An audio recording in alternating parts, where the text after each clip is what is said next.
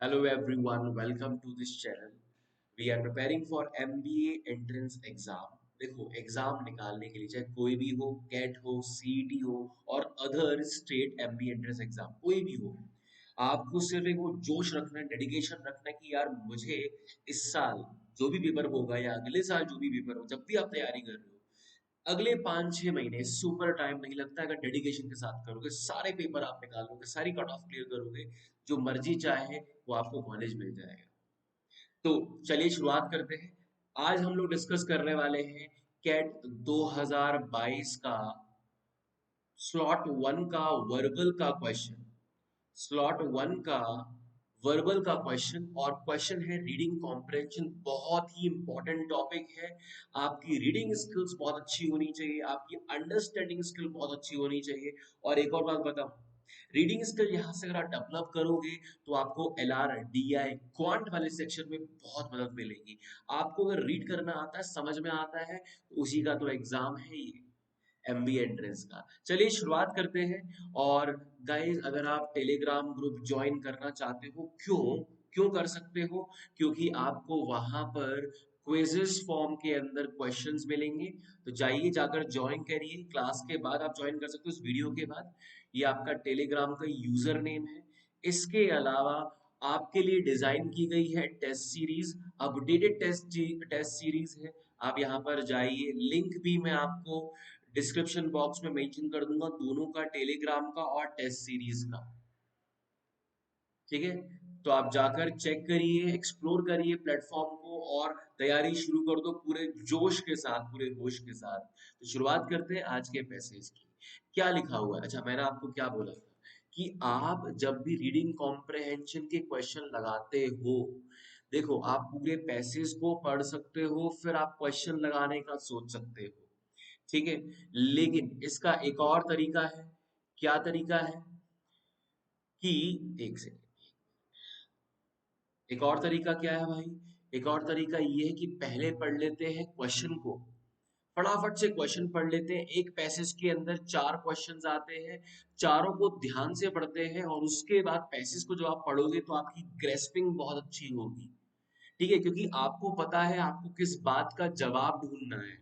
तो पहला क्वेश्चन क्या है? विच of the following scenarios is likely unlikely. ध्यान से पढ़ना है एक एक शब्द को, क्योंकि जैसे ही आपका ये टर्म आप लाइकली पढ़ लोगे, अनलाइकली पढ़ लोगे, मीनिंग चेंज हो जाएगा। Unlikely to follow from the arguments in the passage. इनमें से कौन सी बात पैसेज से कंक्लूड नहीं कर सकते हैं या पैसेज की चीजों को फॉलो नहीं करती है? क्या लिखा हुआ है? पहला ऑप्शन, अ 17th सेंचुरी ब्रिटिश पेंटर। हमारे लिए जो जो वर्ड इंपॉर्टेंट होंगे हम वो अंडरलाइन करते जाएंगे कि ब्रिटिश पेंटर के बारे में बात की गई है। ब्रिटिश पेंटर के बारे में बात की गई है दोस्त, तो यहाँ पर उसके लिए अंडरलाइन कर लिया गया है। ठीक, would have no problem adding personal touches when restoring a ancient Roman painting। मतलब कि उनके पास अगर पेंटिंग है तो वो उसको टच कर लेते हैं, उसमें थोड़ा सा अल्टरेशन कर देते हैं, इनको कोई दिक्कत नहीं है, ये लिखा हुआ है। ठीक है ना? No problem adding personal touches while restoring any ancient Roman painting। अगला किसके बारे में लिखा हुआ है? एक मिनट है, यहाँ पर let let me change the colour. Okay, अब यहाँ पर 17th सेंचुरी के फ्रेंच आर्टिस्ट के बारे में बोला गया, who adhere to the Christian world view, who need who would need to be completely true to the original intent of the painting when restoring it। यानी कि फ्रेंच आर्टिस्ट के बारे में लिखा हुआ है कि क्रिश्चियन वर्ल्ड व्यू के अकॉर्डिंग जो चीज चलती है उसी को अपन लोग करेंगे। ये ऐसा फ्रेंच आर्टिस्ट का बोलना है। और वो क्या बोलते हैं, ये वर्ल्ड व्यू क्या है? To be completely true to the original intent. मतलब पेंटिंग के साथ छेड़छाड़ नहीं करनी है, जो उसका ओरिजिनल टेस्ट है वैसा ही रहना चाहिए, कोई अल्टरेशन नहीं करोगे व्हेन रेस्टोरिंग इट। यानी कि जैसा पहले था वैसा ही रहना चाहिए। अगला क्या लिखा हुआ है? अ 20th century Japanese Buddhist monk would value a reconstruct shrine as the original। यानी कि क्या लिखा हुआ है? जापानीज बुद्धिस्ट मॉन्क के बारे में लिखा हुआ है कि अगर उनका जो श्राइन होता है जिसके अंदर वो रहते हैं, आप ये बोल सकते हो, या जहाँ पर वो पूजा करते हैं, पूजा मतलब इनका पैटर्न अलग अलग हो सकता है। देखो, अब बुद्धिस्ट मॉन्क का पैटर्न क्या होता है? मेडिटेशन होता है। ठीक है, तो उस प्लेस को वो एज अ जो भी टूटा हुआ है उसको वो रिकंस्ट्रक्ट करना चाहते हैं, करने के बाद उसको एज अ ओरिजिनल ही ट्रीट करते हैं। वो इसको ऐसा नहीं बोलते कि अल्टर्ड कर दिया इसके अंदर। A 21st century Christian scientist is likely to oppose cloning because of his philosophical orientation. उनकी कुछ फिलॉसफी होती है क्रिश्चियन साइंटिस्ट की, इसलिए वो क्लोनिंग को ऑपोज करते हैं। क्लोनिंग का मतलब क्या हुआ है, जैसे आपका ही मैं डुप्लीकेट बना दूं एज इट इज, ठीक है, तो इसके बारे में अपोज करते हैं क्रिश्चियन साइंटिस्ट। इस पैराग्राफ में ऐसा लिखा हुआ है या नहीं, तो जो भी गलत होगा वो इसका आंसर हो जाएगा। विच ऑफ द फॉलोइंग, अगला पढ़ते हैं। Which of the following statement does not correctly express the similarity between Ise grand shrine and the cathedral Freiburg Minster. तो इसमें से कौन सा गलत है, does not correctly express the similarity, इन दोनों की सिमिलरिटी को कौन सा वाला एक्सप्रेस नहीं करता है, ठीक है। तो यहां पर देखो, किसी भी रीडिंग कॉम्प्रिहेंशन, किसी भी एग्जाम, देखो मैं आपको बता रहा हूँ कि अगर आप MBA MH CT करोगे तो वहां पर आपको बहुत डायरेक्टली, यानी कि जो पैसेज में लिखा हुआ है वही स्टेटमेंट आपको क्वेश्चन में मिल जाएंगे एज इट इज। लेकिन अगर आप कैट की बात करोगे तो कैट में आपको समझना पड़ेगा, पैराग्राफ को समझना पड़ेगा, और उसके अलावा आपको क्वेश्चंस को भी अलग समझना पड़ेगा। हो सकता है वर्डिंग बहुत अलग अलग हो, मीनिंग समझना पड़ेगा, ठीक है। अगला यहाँ पर क्या लिखा हुआ है कि बोथ आर कॉन्टिन्यूअली गोइंग रिस्टोरेशन, मतलब चलता ही रहता है, रिस्टोरेशन खत्म ही नहीं होता, रिस्टोर करते रहते हैं। Both were built as a place of worship, जिसके बारे में पिछले ऑप्शन में भी बात की थी, श्राइन, और श्राइन जैसा ही कैथेड्रल होता है, वो अपन पैराग्राफ से समझेंगे। Both will one day be completely rebuilt, दोनों ही एक दिन पूरे हो जाएंगे या हो जाते हैं, ठीक है, जो भी इसका मीनिंग रहेगा। Both can be regarded as a very old structures, दोनों ही बहुत पुराने स्ट्रक्चर्स कंसिडर किए जाते हैं, ये पूछा गया है, ठीक है। जो भी गलत होगा इसके से, इसमें इस चारों में से वो इसका आंसर हो जाएगा। The value that a modern west assigns to the unsaleable unaccessible original has resulted in all of the following except, ठीक है। तो यहाँ पर क्या है, एक टर्म लिखा हुआ है अनअसेसेबल ओरिजिनल, यानी कि कंप्लीटली पूरा का पूरा नया है ना, कोई मिनिमम टू मिनिमम छेड़छाड़ की जाए। तो यहाँ पर क्या लिखा हुआ है कि क्या असाइन करता है एक्सेप्ट, इनमें से कौन सा इस चीज को, इस टर्मिनोलॉजी को, इस फिलॉसफी को, इस स्टेटमेंट को फॉलो नहीं करता है। It discourages them from simultaneous displace of multiple copies of painting, it allows regular employment of certain craftsmen, it discourages it discourages them from making interventions in ancient art, it discourages from carrying out human cloning। इसके बारे में बात की गई है, इसको अपन check करेंगे, ठीक है। सिंपल सिंपल स्टेटमेंट लिखे हुए हैं। पहला क्या बोलता है, इट डिस्करेजेस, किस चीज के लिए, साइमल्टेनियस डिस्प्लेस, यानी कि आप बहुत सारी कॉपीज को, देखो इस पैराग्राफ को नहीं भी पढ़ोगे तो भी आप इसका आंसर कर सकते हो। ओरिजिनल, हमें ओरिजिनल पर बहुत फोकस करना है, इसका मीनिंग ये है, strongly focusing on the originality of the, जो भी जिस चीज के बारे में बात करें।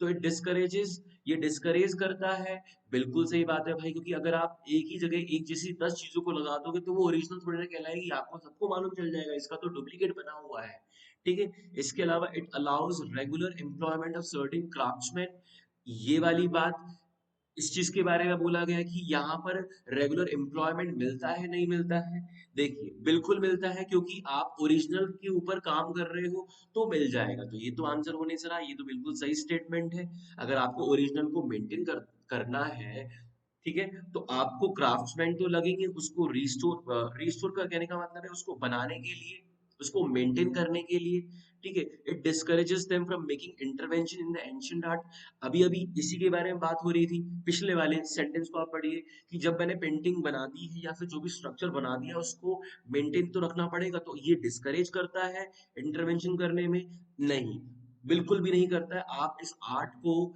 बिल्कुल आप इसको मेंटेन करके रखिए। It discourages them from carrying out human cloning, human cloning के बारे में बात की गई है कि क्या ये डिस्करेज करता है ह्यूमन क्लोनिंग को, तो एक पैसेज से समझेंगे अपन लोग, ठीक है। इसके अलावा बेस्ड ऑन द पैसेज जो the following copies would a Chinese museum be unlikely to considered as having less value than original. तो यहाँ पर भी देखो आपको ध्यान से टर्म समझनी है, अनलाइकली के बारे में बोला गया है, यानी कि पैसे पैसेस के बेसिस पर which of the following copies would a Chinese museum be unlikely to be considered as having a less value than the original? तो इन चारों में से कौन से ऑप्शन के को चाइनीज ज्यादा ओरिजिनल समझेंगे, क्योंकि क्लियरली लिखा हुआ unlikely to consider less value.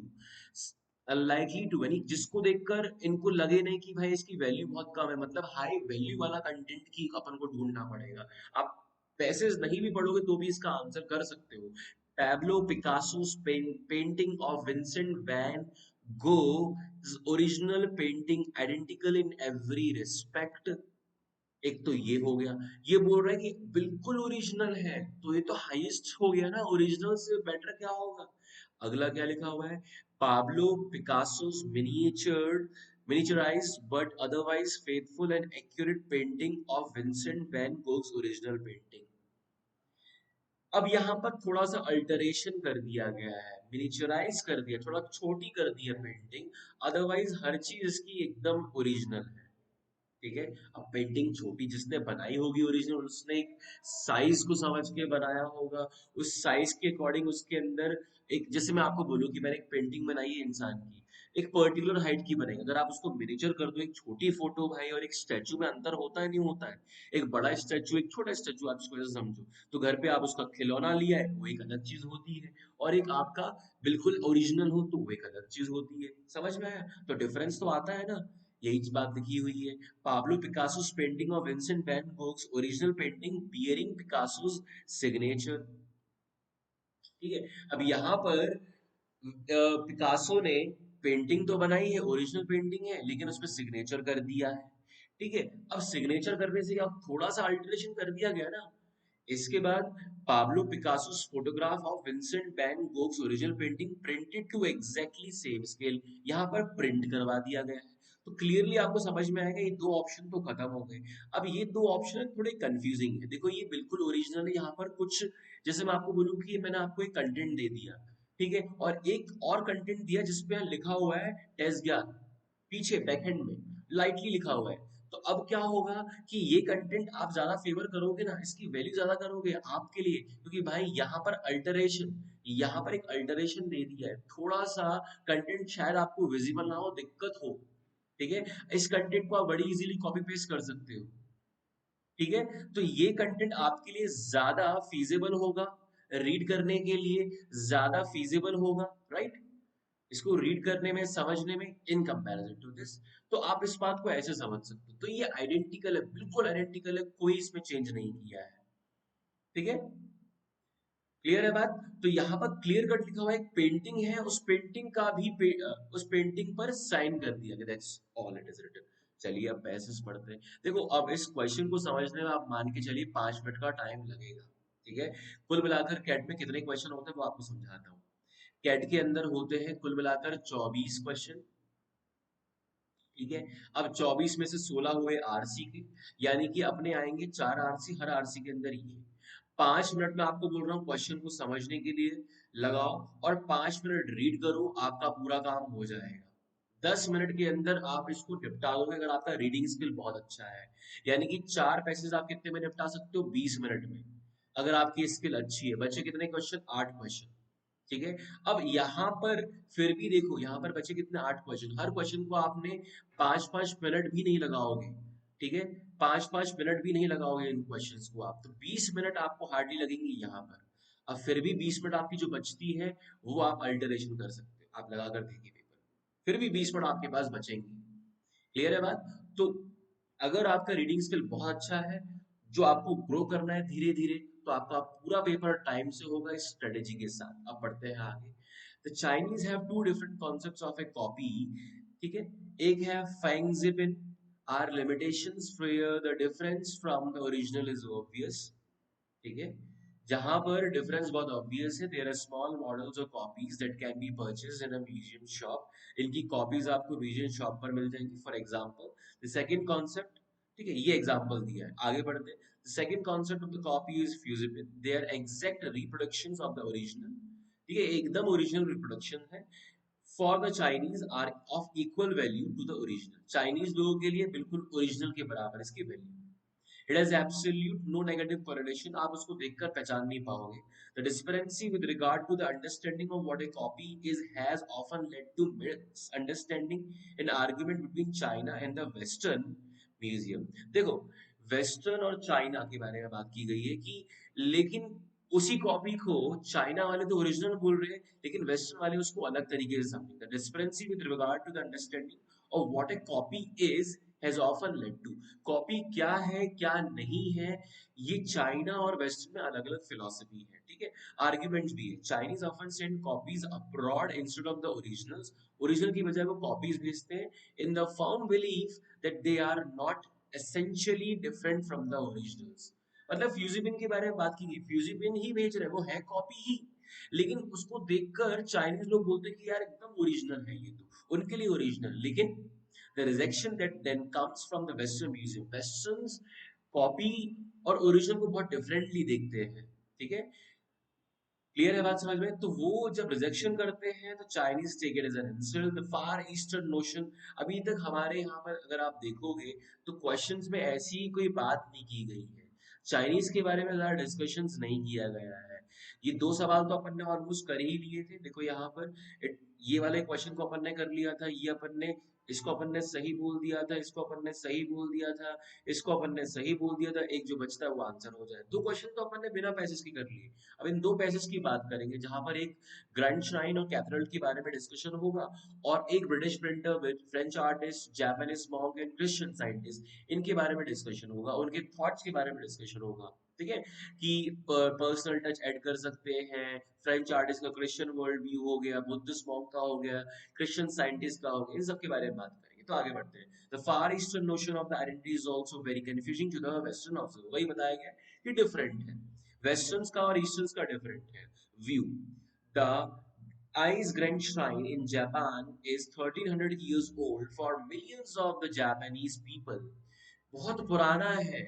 अब आप क्वेश्चन नंबर 2 में देखिए, बहुत ओल्ड स्ट्रक्चर है, श्राइन के बारे में बात की गई, यस, ठीक है। इसके अलावा और क्या बोला गया है? द आइस ग्रैंड श्राइन, अब इस पर फोकस कर रहे हो, ये टर्म आ चुकी है, इस 1300 years ओल्ड स्ट्रक्चर है।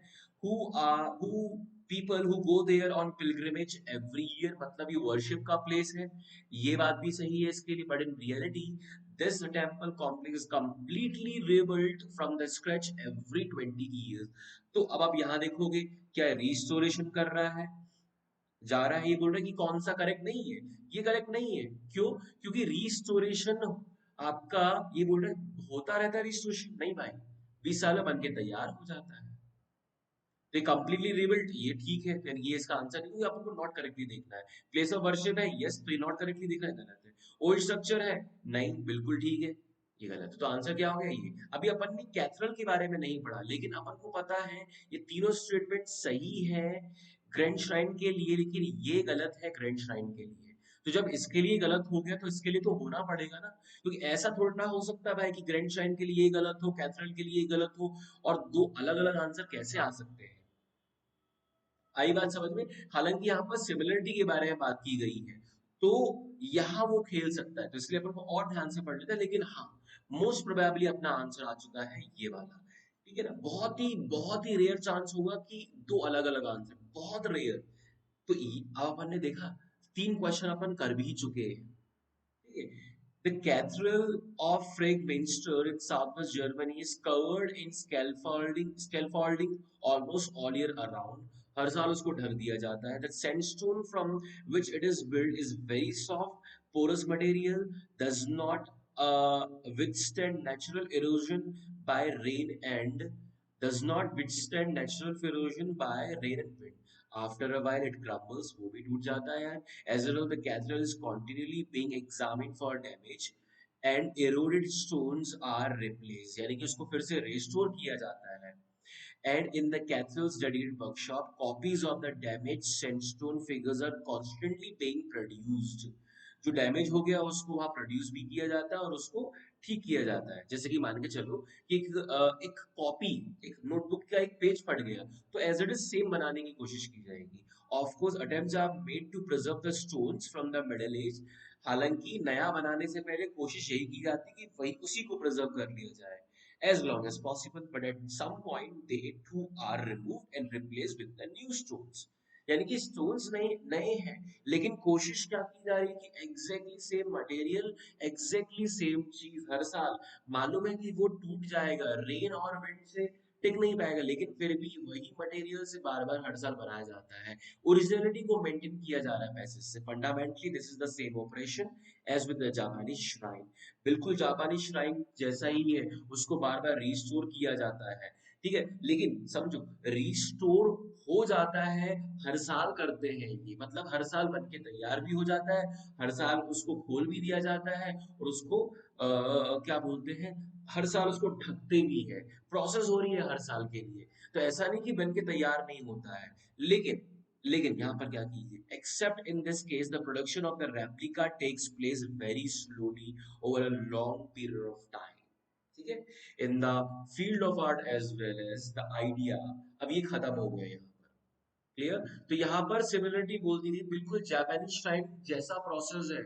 यानी कि एक टाइम के लिए, जैसे 20 साल के लिए जापानीज टाइम हो गया, यहाँ पर हर साल थोड़ा थोड़ा थोड़ा थोड़ा वो लॉन्ग प्रोसेस हो गई। यानी कि जापानीज टाइम के अंदर 20 साल के बाद आपको दिखाई दे देगा, लेकिन यहाँ पर आपको एक लंबे पीरियड के बाद, टाइम नहीं दिया है, लेकिन अगर अपन अजम्पशन करना चाहे तो 50 साल के बाद वो ये अपन उस चीज को समझ सकते हैं। 20 ईयर्स 50, एक लंबे पीरियड के हिसाब से बात की जा रही है। ठीक है, तो सेम रिस्टोर कर दिया जाता है।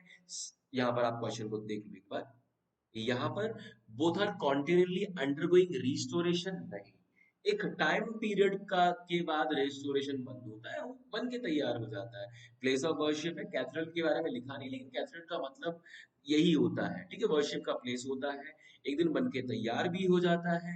ठीक है, लेकिन हाँ, यहाँ पर क्या हो रहा है, अगर आप कैथेड्रल की बात करें तो हर साल उसको ढकते हैं, थोड़ा सा रिस्टोर करने के लिए।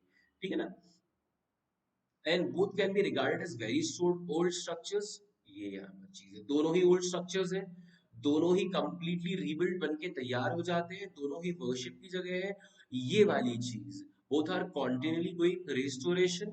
ठीक है, तो यहाँ पर 20 साल में बन के तैयार होता है, ये हर साल इसका चलता रहता है। तो यहाँ पर सिमिलरिटी है नहीं, तो आंसर ये हो जाएगा। बाकी सब में सिमिलरिटी, ओल्ड स्ट्रक्चर्स हैं, कंप्लीटली रीबिल्ड हो जाते हैं, और दोनों ही वर्शिप की जगह है। तो ये अपना डन हो गया। ठीक है, सिमिलरिटी की बात की गई थी। इसके अलावा ये अपन ने देख लिया कि discourage displace of multiple copies, ये ओरिजिनल की अब आएगा वैसे, लेकिन ओरिजिनल बनाना है तो ओरिजिनल की बहुत सारी कॉपीज को आप एक साथ लगाओगे तो वो ओरिजिनलिटी मेंटेन नहीं होगी। तो यहाँ पर ये वाला आपका आंसर हो जाएगा, सीधा सीधा दिखाई दे रहा है। ठीक है, सॉरी, ये वाला आंसर नहीं होगा। ये बोल रहा है कि the value that the modern West assigns to the unassailable original has resulted in all of the following.